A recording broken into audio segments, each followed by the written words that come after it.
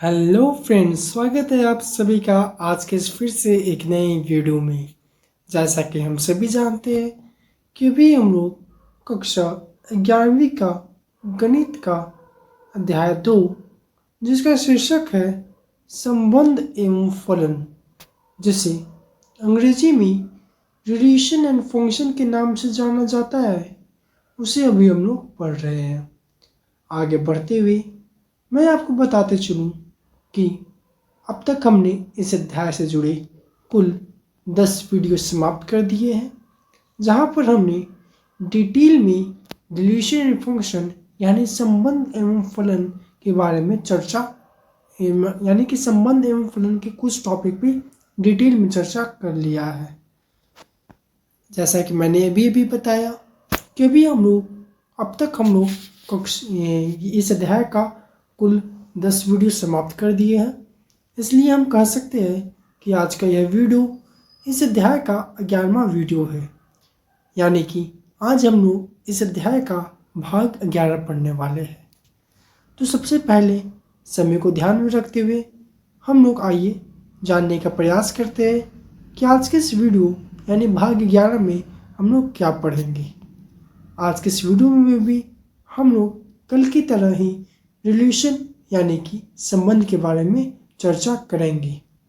आपको याद हो कि कल के वीडियो यानी भाग 10 में हमने इस टॉपिक की शुरुआत कर दी थी, यानी कि कल से हमने इस टॉपिक के बारे में पढ़ना शुरू किया। हालांकि हमने इस टॉपिक का परिचय आपको इस अध्याय का पहला वीडियो यानी कि भाग 1 में भी आपको दे दिया था, जहां हमने इस टॉपिक की परिभाषा को आपको समझाने का प्रयास किया था और जिसका एक सटीक परिभाषा हमने आपको कल के वीडियो यानी भाग 10 में आपको दिया। इसके बाद इस परिभाषा को हमने समझने के लिए कई उदाहरण का हमने मदद लिया था, जो कि ना सिर्फ हमने रियल लाइफ से लिया बल्कि हमने गणित के भी कुछ उदाहरण उठाए, जिससे आपको और भी अच्छी तरीके से समझ में आ जाए। आपके स्क्रीन पर एक एनसीईआरटी के द्वारा दिया गया एक परिभाषा होगा कि यह परिभाषा किसका है। तो यह परिभाषा एक संबंध का है। हमने इसे कल की वीडियो में भी इस परिभाषा को इंक्लूड किया था, हालांकि समय हमारे पास कम था कल की वीडियो में, यानी कि हमारा समय समाप्त होने को था, इसलिए हमने इस परिभाषा को डिटेल में चर्चा नहीं किया था और आपको सिर्फ इस परिभाषा का एक समरी टाइप का आपको बता दिया था कि यह परिभाषा क्या कहना चाहता है। आज के इस वीडियो में हम लोग इस परिभाषा को और भी डिटेल में डिस्कशन करेंगे और इस परिभाषा का हम लोग कुछ उदाहरण के माध्यम से इस परिभाषा को समझने का प्रयास करेंगे। लेकिन इस परिभाषा को आपको बताने से पहले मैं आपको कुछ बता देना चाहता हूँ कि इस परिभाषा में आपको कुछ बेसिक टर्म्स आने वाले हैं, जो कि है A क्रॉस B, जिसे हम लोग क्या करते हैं, कार्तीय गुणन कहते हैं। यदि आप यह वीडियो देख रहे हैं और यह परिभाषा पढ़ रहे हैं तो यह बहुत ही आवश्यक है कि आपको A क्रॉस B यानी कार्तीय गुणन क्या होता है यह आपको आए। आज के इस वीडियो में जब हम लोग इस परिभाषा को समझने का प्रयास करेंगे, फिर चाहे वो उदाहरण से समझने का प्रयास करें, उस समय हम लोग A क्रॉस B क्या होता है यानी कार्तीय गुणन किसे कहा जाता है, इसे कैसे निकाला जाता है, उसके बारे में थोड़ा सा भी चर्चा हम लोग नहीं करेंगे, क्योंकि हमने इस टॉपिक पे मात्र सिर्फ इस टॉपिक पे यानी कार्तीय गुणन पे ही अकेला इस टॉपिक पे हमने 3 से 4 वीडियो पिछले वीडियो में बना दिया है। इसलिए जहां हमने इसे डिटेल में डिस्कशन किया था, एक एक वीडियो हमने डिटेल में डिस्कशन किया था और आपको बहुत ही अच्छी तरीक़ा से समझाने का प्रयास किया था।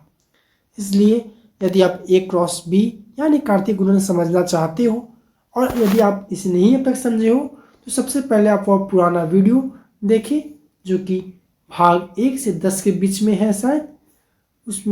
उसमें आपको A क्रॉस B क्या होता है वो आपको समझ में आएगा, और जब तक आपको वह समझ में नहीं आएगा तब तक आपको यह परिभाषा भी समझ में नहीं आएगा।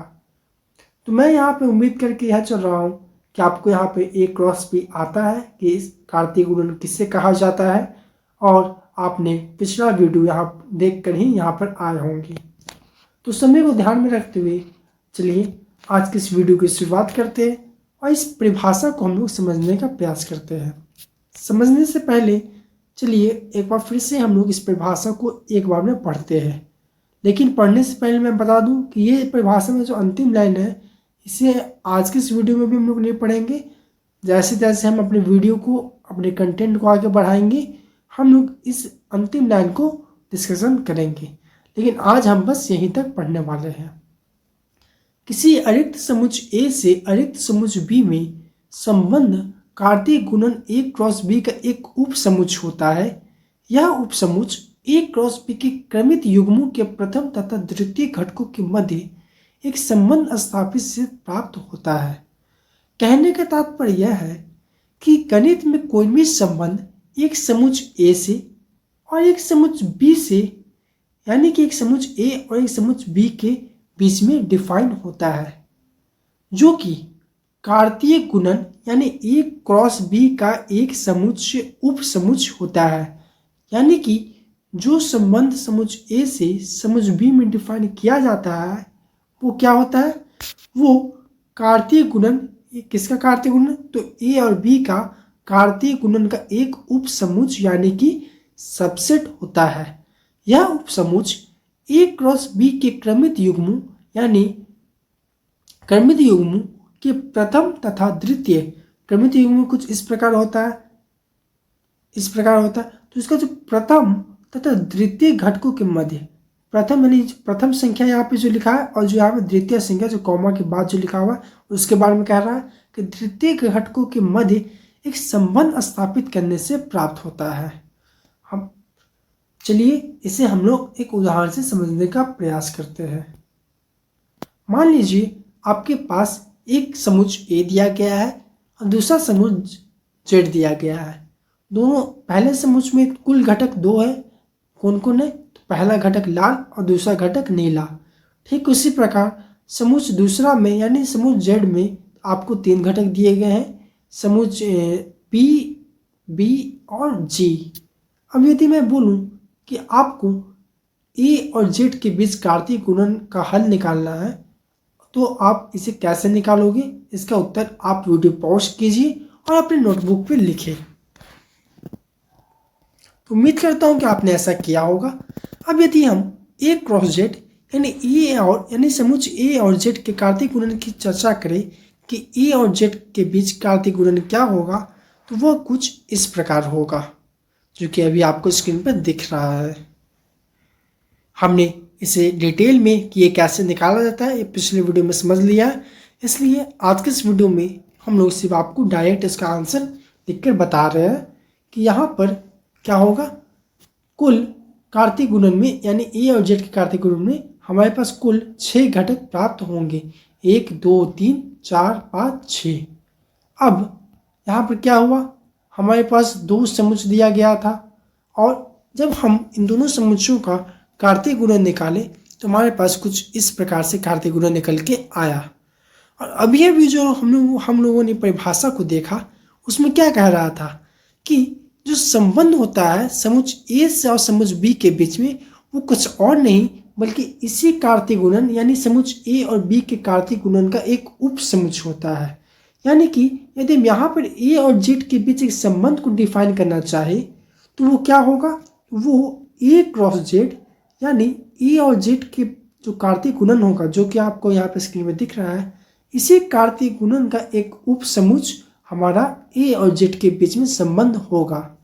आपको मैंने पिछले वीडियो में बताया था कि A और Z यानी कोई भी 2 समुच्च के बीच में जो कार्तीय गुणन होता है वो एक अपने आप में एक समुच्च का काम करता है। और चूंकि वो समुच्च है तो हम लोग पिछले यानी पहले अध्याय में यहाँ पढ़ के आए हैं कि किसी भी समुच्च का हम लोग उप समुच्च निकाल सकते हैं।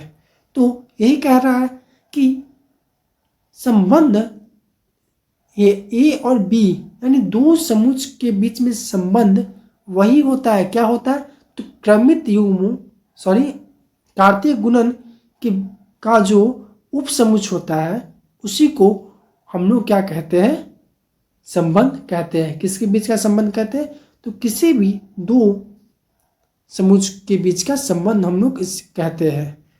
फॉर एग्जाम्पल जैसे यहाँ पर यदि हम इसमें एक रिलेशन यानी संबंध डिफाइन करना चाहे तो वो कुछ भी बन सकते हैं, जैसे लाल पी, लाल बी, लाल जी, नीला पी, नीला बी, नीला जी।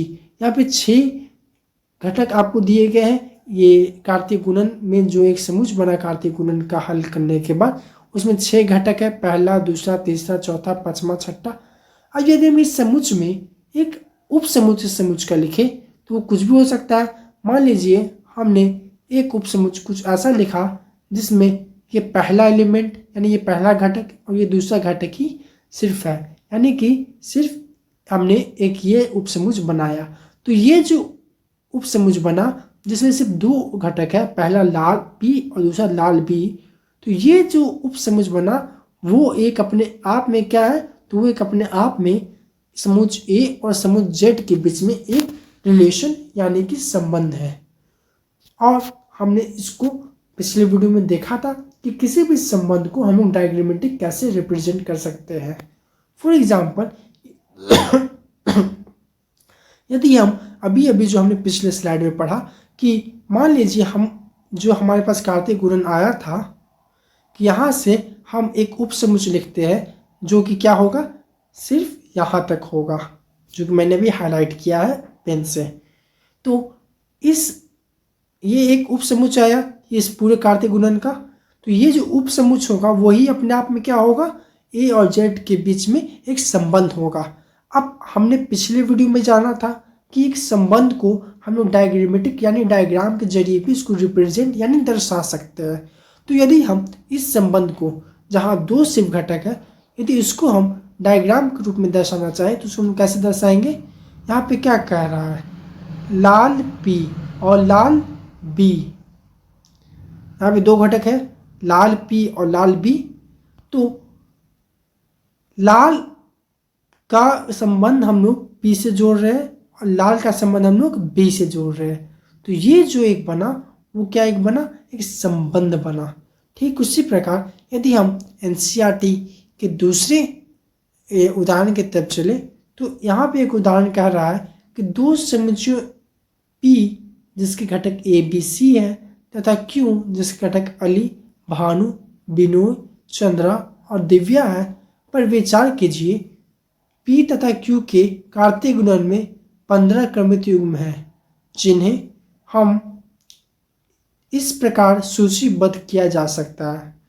कहने का तात्पर्य यहाँ पे यह है कि यहाँ पे आपको 2 समुच्चय दिया गया है पी और क्यू और आपको पूछ रहा है कि इन दोनों के बीच में आपको एक रिलेशन यानी संबंध को डिफाइन करना है। तो हमने अभी अभी परिभाषा के अनुसार पढ़ा कि कोई भी समुच्चय के बीच में वही संबंध होता है जो कि क्रम में जो कि कार्तीय गुणन का एक उपसमुच्चय होता है। तो क्यों ना हम इस P और Q का कार्तीय गुणन सबसे पहले निकाल लेते हैं। तो जैसे ही हम P और Q का कार्तीय गुणन निकालेंगे तो हमारे पास कुछ ऐसा प्राप्त होगा जहाँ पे P क्रॉस Q का एक समुच्चय हमारे पास बनेगा जो कि अभी आपको स्क्रीन पर दिख रहा होगा। ये यहाँ पे पूरा नहीं लिखा हुआ है, आप इसे अपने एनसीईआरटी बुक में देख सकते हैं। हालांकि ये एनसीईआरटी बुक का ही फोटो लगा हुआ है यहाँ पे। आप इससे वीडियो को पॉज कीजिए और P और Q का जितना भी क्रमित युग्मों का जो घटक आता है आप उसे अपने नोटबुक में लिखें ताकि आपको अच्छी तरह से समझ में आए।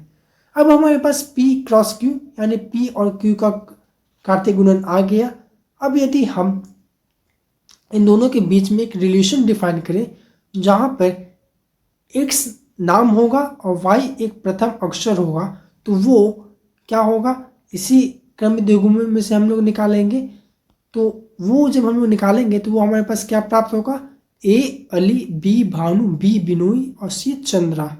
यहाँ पर हमारा संबंध क्या था कि संबंध हमेशा एक समुच्चय में होता है और समुच्चय का सारा घटक क्या में होता है, क्रमित युग्मी में होता है। और क्रमित युग्म यानी कि x, y कुछ इस फॉर्म में होता है। तो हम जो यहाँ पे संबंध डिफाइन कर रहे हैं वो यह है कि x जो रहेगा वो क्या रहेगा, यहाँ पे ये संबंध है तो x जो रहेगा वो नाम रहेगा और y का प्रथम अक्षर रहेगा, यानी y जो नाम है उसी का जो प्रथम अक्षर है वो x रहेगा। फॉर एग्जाम्पल यहाँ पे आप जो देख सकते हैं यहाँ पर अली लिखा हुआ है तो अली का फर्स्ट अक्षर क्या है, a है। तो हम x की जगह a लिख दी और y की जगह अली। ठीक उसी प्रकार यदि हम y की जगह भानु लिखते हैं तो x की जगह क्या होगा, x क्या था हमारा, y का प्रथम अक्षर था, तो भानु का प्रथम अक्षर क्या है, b, तो यहाँ पे b लिखा गया। ठीक उसी प्रकार यदि हम जो भी हमने पिछले स्लाइड में ये जो क्रमित युग्मों, ये जो क्रांतीय गुणन का समुच्चय देखा, इसमें कुल आपको ऐसे संबंध मात्र इतना ही मिलेंगे जहाँ पे आपको ये दिख रहा है, 1 2 3 4, 4 ही ऐसे आपको मिलेंगे। तो ये जो रहा, वहाँ से हमें पता चलता है कि जो भी संबंध होता है समुच्चय ए से समुच्चय बी में, वो कुछ और नहीं बल्कि उसके कार्तीय गुणन का एक उप समुच्चय होता है। और इसे एक डायग्राम के जरिए, जो कि अभी अभी हमने पिछले स्लाइड में भी समझा था और इसको डिटेल में हमने पिछले वाले वीडियो में समझ लिया है, उसको यहाँ पे दर्शाया गया है। अब हम लोग इसी से रिलेटेड एक और टॉपिक के बारे में चर्चा करेंगे, लेकिन आज के इस वीडियो में नहीं, क्योंकि हमारा समय समाप्त होने को चला आ रहा है। इसलिए ये जो 3 टॉपिक है, डोमेन, रेंज और कोड डोमेन, इसे हम कल के वीडियो यानी आगे आने वाले वीडियो में डिटेल में और अच्छी तरह से चर्चा करेंगे।